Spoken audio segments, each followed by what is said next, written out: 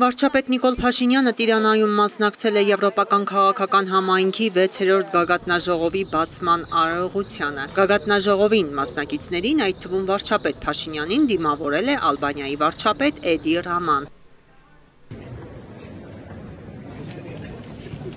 Նախ տեղի է ունեցել գագաթնաժողովի բացման արարողությունը։